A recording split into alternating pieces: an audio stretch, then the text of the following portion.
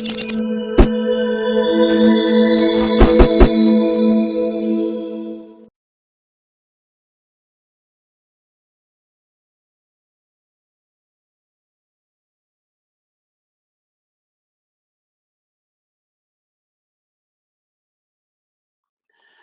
morning. I see we have 108 attendees this morning, so it's better than yesterday morning with the building control. We only had 5, so it's great to see that we've got a big audience this morning. As you can see, I'm the chairman of IOPSA for the Southern Cape region in Mossel Bay. I'm also an auditor in the region, and the subject has come to light after doing audits in the region and seeing what the guys are struggling with the most and why are they failing the audits, especially on geysers, which they are replacing for the insurance industry. And so it's structured around this, and it's not because we are going to make a difference between the new installation and the insurance installation, but there are various differences because you are sitting with an existing building and an existing roof. So it's not an excuse to go and do it on a new build, but this is to assist you in making the decisions to maintain the standards when installing in the insurance industry environment. So we can get right in there. Why do you need this presentation? You guys are all licensed plumbers out there. You've been in the industry for many years. We all signed that we have the relevant SANS codes in our possession when we register with the PRB anyway. So, why do we need it?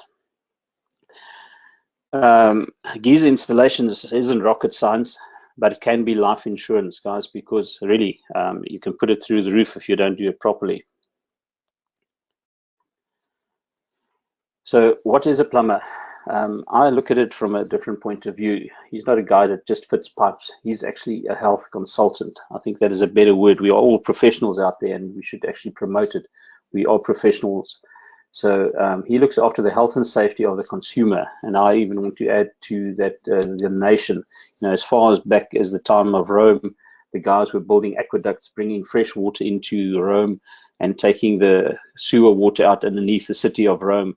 Many years ago, plumbers were there doing this because of the health of the nation, and that is why it's important. In the environment of the geyser, safety is of a great concern. But who is the consumer? He's not that cuddly bear kind of guy that you always think he is. He is like that when you arrive there, and he hasn't got hot water, obviously. So he'll invite you in, he wants to give you coffee and everything, but when it goes wrong, boy, he becomes the consume monster. Why? Because he's got backing. What backs this guy? He is protected by the Consumer Protection Act of 2008.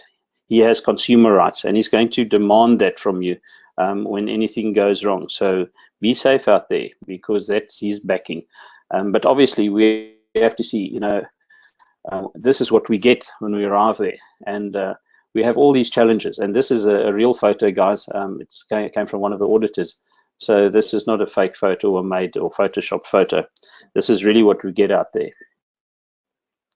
And we get this one. This is my favorite one. When you get to these body corporate events, I call them, into the flats, and the geysers installed in the kitchen or the bathroom, and the geysers up there, and you've got to replace it. Where do you start with the non-compliances? So what is going to protect you in this instance? First of all, it's the SANS. We all talk about SANS, South African National Standard. That is our protection. The consumer has a consumer protection, and we have the South African National Standard that backs us. And then obviously our non-compliance notice. That is what we have to give if things aren't right. And a non-compliance notice should not be given on a new build. There should be no non-compliances on a new build. But we are talking about the insurance industry here. So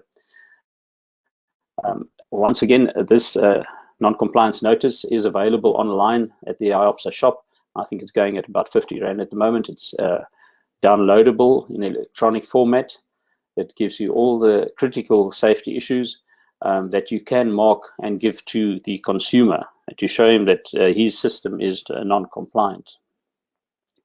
But to understand, what is protecting us, the South African National Standards, the guys always say, yes, but the SABS says. The SABS says nothing, actually. It's actually just that building you can see there. And the SABS is a building where they do testing of products and they refer to the SANS and test these products in relation to what the standards want. The standards, SANS, the South African National Standard, that is our book that gives us the legislation for what we are doing. Where do you get the SANS? You can also buy it online from the SABS in electronic or hard copy format.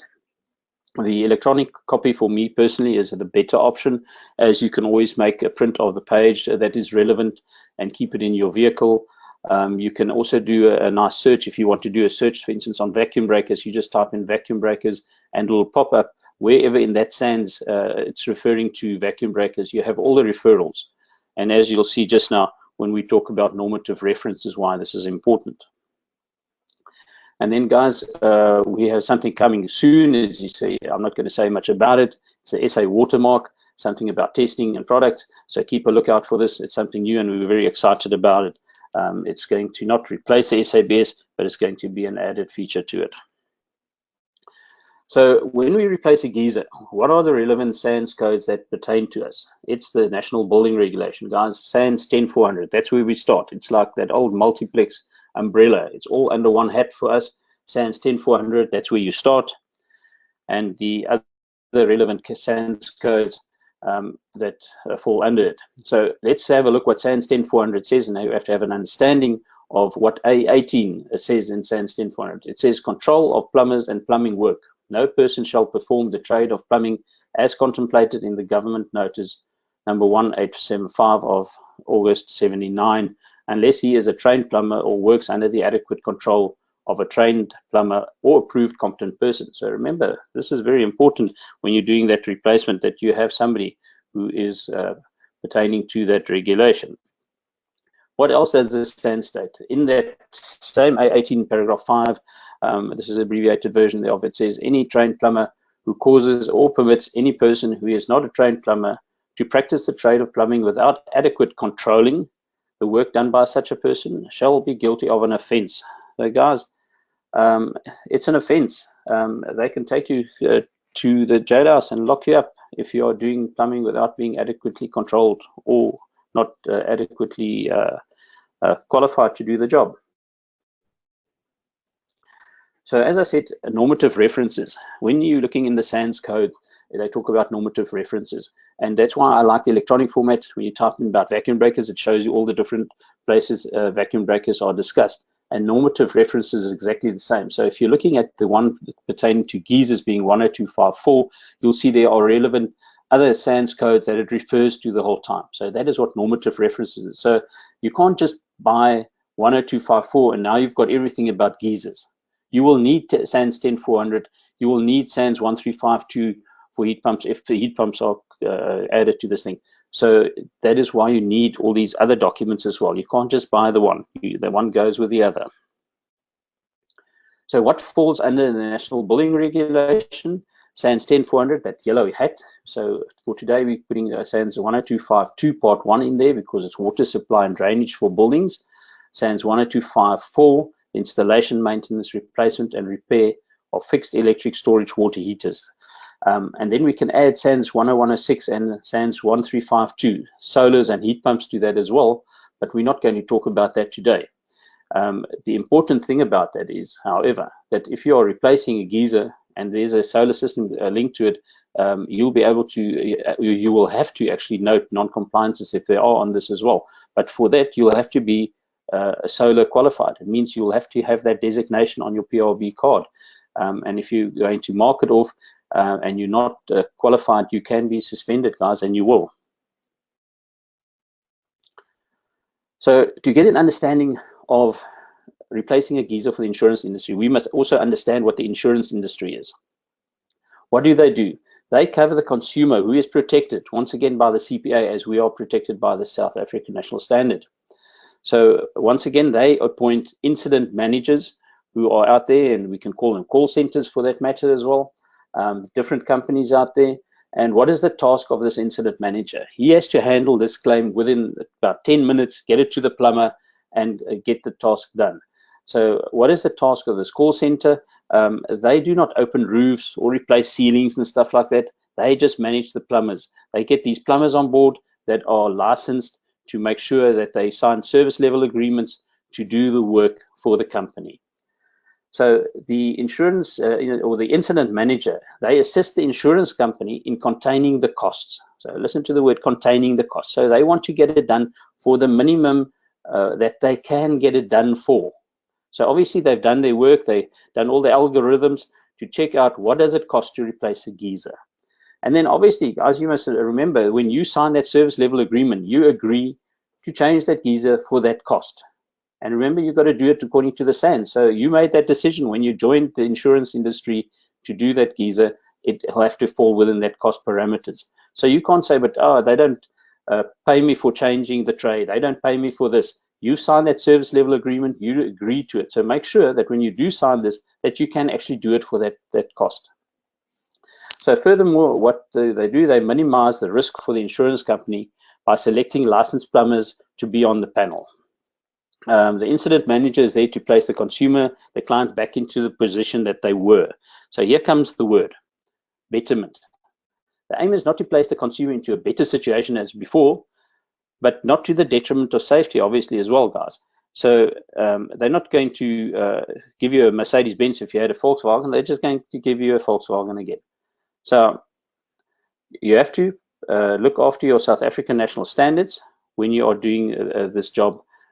Betterment cannot be to the detriment of the South African national standards.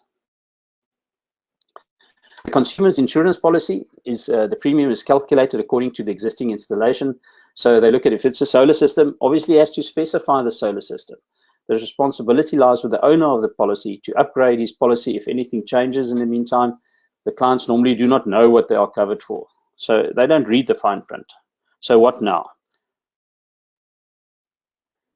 This is where the plumber has to become the psychologist at times. He has to apply his soft skills, talking to the client, say, but sir, remember, you are not covered for this. Or he has to contact his incident manager and say to him, listen, sir, we sitting with this situation, you'll have to talk to your client because they want to actually have betterment here, and I cannot give that to them. So you have to sort that out. You've got to get the soft skills if you don't have it. If your installation team is out there, make sure they phone you at the office so that you can talk to the client and sort it out. And most probably the client, if you can do it the right way, he'll say, no, sir, sure, go ahead and fix it for me. And obviously at a cost. So how do you start this replacement? First of all, you don't just jump in there, start draining the geyser. No, you go in there, have a good look around, see what you are going to replace. Look at what all the non-compliances are. Note them. Take a paper and pen up there, or the back of the cigarette box, as Steve Brown always says. See which non-compliances are serious health and safety concerns, which is not covered by the new replacement considered as betterment. Inform the owner in writing, the body corporate or the responsible person. And that's important, as when we are doing audits out there, we want to see that you have informed the owner in writing, because that's what the standard says. Either on a non-compliance notice there, or if you've sent him an email, if he's not available, sometimes you sit there with a tenant in the premises. So you can't give it to the tenant. He's going to do nothing with it, most probably. So make sure you get it to the owner or the responsible person. And even if it's just an email stating to them, sir, your geyser is non-compliant due to the following reasons, and herewith is the notice therefore. And you've got it on email. You can attach it to your, make a printout and attach it to your certificate of compliance. So once again, here's your notice of non-compliance coming up. You've ticked it off. If you've got one of these, give it to your guys, set up in the roof there, and they tick it off there. And all the little red triangles are non-negotiable safety issues. You cannot negotiate about safety issues. So those are the ones, and then you've got to discuss it even before you change that geyser. Make sure that you can change this geyser and then comply with the standard. But don't go ahead there, and because the geyser hasn't got proper support, just put in the old support again, and because the client doesn't say it and mark it off as non-compliant, it's a critical safety issue. You cannot do that. So what does the insurance industry say further? They say plumbers are not allowed to comment on the following conditions other than what's pertaining to the geyser replacement and working for the incident manager. That is, they're clear on that. They don't want you to mention anything else. But you're sitting there having your sandwiches while you're draining the geyser. and you see the geyser next door to it in the roof there, the second geyser. The TP valve is completely shut, or it's bent or buckled or is not up to standard. Nothing wrong with telling the owner, sir, I see your other geyser is also non-compliant. Actually, the TP valve is not properly piped out. It's not the correct length or whatever. I'd just like to bring this to your attention, because you are a professional. And I'm quite sure the consumer will take that up and note that, well, this guy is quite wide awake, and most probably you'll get extra work to do. Fix it then, obviously at a cost. So the inspection is done, a non-compliance is noted. What now? You start with the support of the geyser. This is what will pass the audit, guys.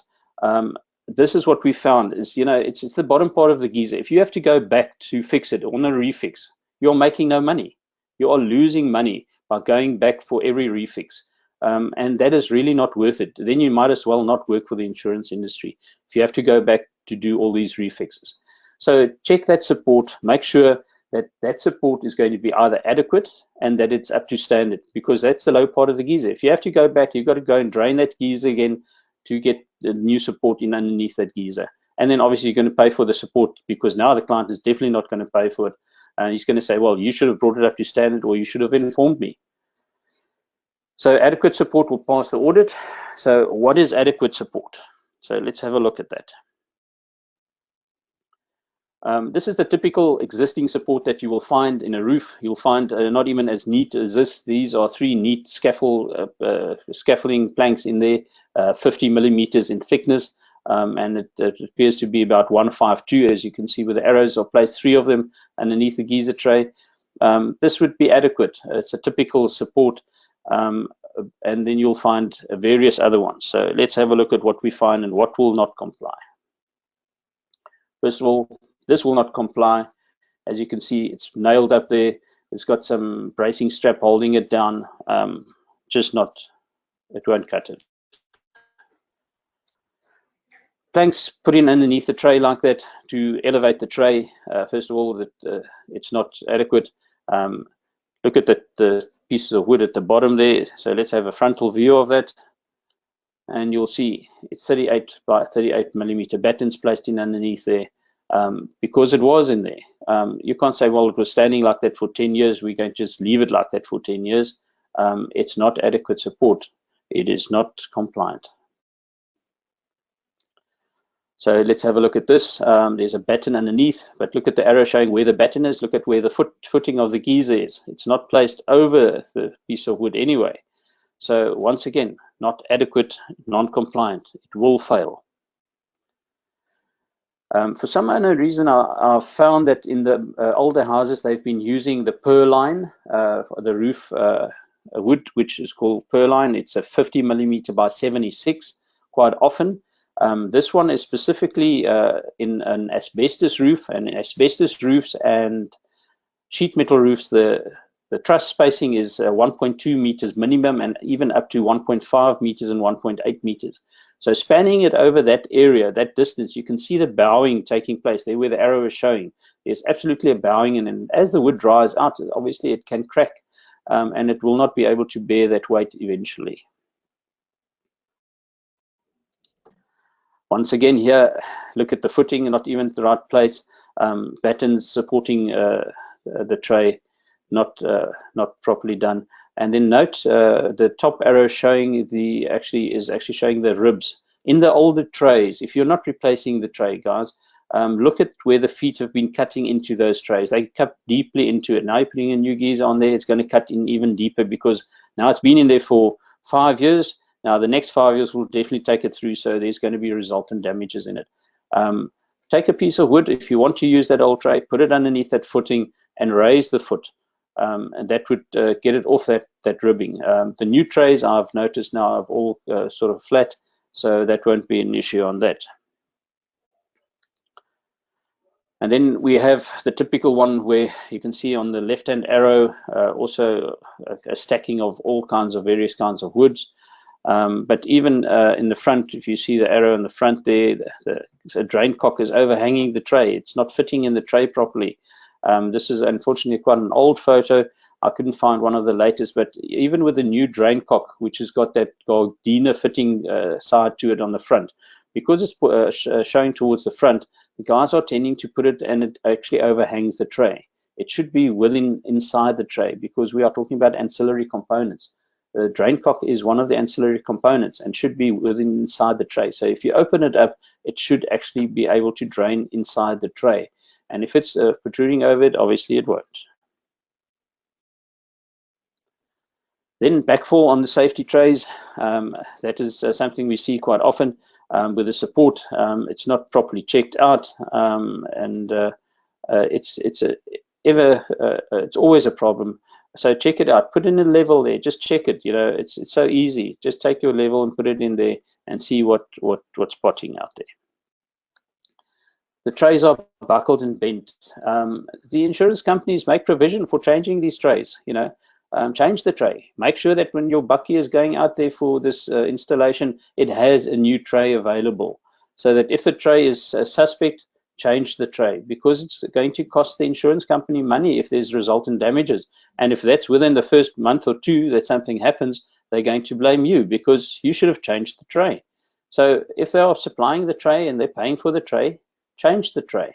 Don't put in a piece of wood there on the side to get the buckle out of the tray. It's going to be non-compliant if it's buckled and bent and the water can seep over the side. Okay, so that's the end of part 1 for today. Next week, we will be looking at the proper support and the critical non-negotiable safety issues. So what we were looking at today, just to recap, was, first of all, the consumer is protected by the Consumer Protection Act. What protects us is the South African National Standard. What is the challenges we have out there working for the insurance industry is that a lot of these older buildings are non-compliant when it comes to support of the geysers, and the older the installations, they are not up to standard. So that is basically the road we're taking down, is just to get you to understanding that non-compliance issues will be in the roof when you arrive there, and they are pre-existing. But critical safety issues are non-negotiable. And that's why I'm stopping at this point now, and obviously we're out of time as well. But we want to just take you to show you next week what the installation support should be looking like, what the TP valve piping should be like, and what the PRV piping should be like. And those are non-negotiables. So stopping here, I think, makes sense, so that we can next week have a good look inside the roof of what we're going to do. I've shown you some of the non-compliances that we've seen out there, and which are really non-negotiable. We will not pass that in an audit. So guys, be safe out there and have a great day. Thank you, Sean. All right, perfect. Well, we do have a couple of questions for you this morning, Marius. The first one reads, should there not many trusses in the ceiling? How would I secure the piping with brackets? Okay, I think we're going to address that next week. Obviously, if there is not enough, then you are going to have to add extra wood to it, which will mean that you will see that with you when you do your first inspection inside the roof. You will note that I'll have to add extra wood in here, or a batten or two, to support the piping. So, for instance, that would be the trays pipe or your TP valve pipe going out. And you will add that to your list of stuff which is not covered by the insurance, and you'll have to negotiate with your client to say that I'm adding extra wood, and we'll have to put in a holder bracket or two in here to hold the piping. All right, perfect. The next one reads, could we have a clear copy of the non-compliance checklist? It could be a helpful tool to run through to ensure compliance with each installation. Okay, as I said, that non-compliance is available on the IOPSA website. If you go in there, you go to the top bar, which says, I think it says it's got an online shop there, and you go into the online shop and you can purchase it. It's I think it's $50. You can download it, and you've got the non-compliance notice over there. That's why I can't get a clearer copy on here. It's something that is available for purchase, and it's at the online shop. And while I'm talking about the online shop, please guys, there are lots of information on that online shop available for purchase, books that you can use for the guys for training. So please go and have a look at it. All right, the next question reads, with geyser support replacing, will it be acceptable to use per line 76mm by 50mm when sticking it vertically with the 76mm side bearing the weight? Next week, once again, we are going to talk on that support, but a quick answer on that. Once again, you have to comply with the standards. As I said, it's a non-negotiable critical safety issue. So the standard says 50 by 114. Now, you're going to say it's not a standard size, but obviously you're going to go one size up or so, and you're going to go to a 5152. But next week, we'll go into depth on that. So that question will be answered next week as well. But a 5076 is not acceptable. It is not a proper support, and it does not comply to the standard. All right, the next one reads, why 3 supports under the HWC? There are no support legs in the rest of the center under the cylinder to rest on. Sorry, can you just read it again? No, perfect. Why 3 supports under the HWC? There are no support legs in the rest center under the cylinder to rest on. Okay, the third one is to actually support the tray. The 2 are under the feet, obviously, supporting the weight. The third one is there to support the tray. So in the event of hot water running into the tray, it's plastic. It will buckle, it will slope down in the center, and it will actually collapse if it gets too much and will overflow, because the hot water is then heating up the tray and it will start bending. That's why we want a third support under the tray. It doesn't have to be of the same thickness, obviously. It can be lesser because it's not supporting the weight of the geyser, but you need to support the tray. Good. The next question reads, what is the use of putting 45 bend on the TP valve? Okay, once again, we will discuss it next week. A quick answer on that is the first thing that comes out of your TP valve is steam. Steam is got a lot of friction when it goes out. So if you're putting it through a 90-degree bend, you are causing a lot more friction. It doesn't get out quick enough. And that is the reason. And the guys with all the calculators and the white jackets and thick glasses, they have calculated that and worked it out and said, well, okay, you have to have a slow bend up there so that there's less friction for the steam to get out, so it can get out quicker. And that's why the 45-degree bend, or otherwise if you do a slow bend on a pipe bender, that can suffice as well. Right, perfect. The next question reads, does a geyser that is fitted horizontal need to have a certain gradient to the drain cock? I hope I understand that correctly. A certain vertical installation, so I think we're talking about the wall mount, do you be putting it at an angle? I don't think it's meant, vertical means 90 degrees to horizontal. So you're not going to put it at an angle. If I'm understanding that one correctly, I'm not sure. I hope I've answered that. It will have to be 90 degrees to the horizontal, obviously. That is what vertical means. So you won't put it at an angle. All right, the next question I've answered that one. Sean, I'm not sure. No, that's fine. So if the attendee thinks you or would like you to expand on it, you can just pop another question in there. Okay. Right, so the next question reads, must a non-compliance notice be sent to a client as well as non-compliance noted on the compliance certificate? The standard says clearly that it must be given in writing. So if you've noted it on your non-compliance and you have proof that you have given that to the client, to the owner, in other words, you have now sent him an email, you've attached it on your email and said, sir, attached is your certificate of compliance. Please note that there are non-compliances that are listed on your certificate of compliance, and note that it is non-compliant. It's on there. That will suffice for me because that's a form of writing. You've given it to him, and that will suffice. You can also write it. What I normally do is when I do a non-compliance like that, I will also note it again in the, because remember, what the Consumer Protection Act says is that you've got to put it to the consumer in an understandable language, a non-technical language. So you are going to put it in there. You're not just going to put it up there, or no R1 lagging. The client doesn't know what R1 lagging is. You're going to put in there no rubber insulation around the hot water piping as specified by the standard, for instance. So you might as well just put it in your email briefly and just say that that is also noted on the non-compliance, and that would suffice. Right, perfect. The next question reads, I am not IOPSA registered, only PIRB. How do I now with non-compliance form? That is available for the other plumbers as well. You don't have to be an IOPSA member. Your company, you don't register as a person. Your company is an IOPSA, can register as an IOPSA member. So it's also available to other non-IOPSA members out there. You can go to the online shop and you can purchase from the shop.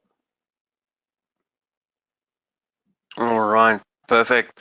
The next question reads, it's a follow-up on that gradient question with the drain cock. Reads, no horizontal roof fitted, so it must be level or to a small gradient to the drain cock. I'm struggling to get that picture. I wonder if what I can do is I can quickly pop my email address on here. Where can I? No, I can't. No, it's fine. I've already got your email. You got my email. Then just send it to the attendee, and then I can get back to it, and then we can just discuss, because I don't understand the question properly. No, perfect.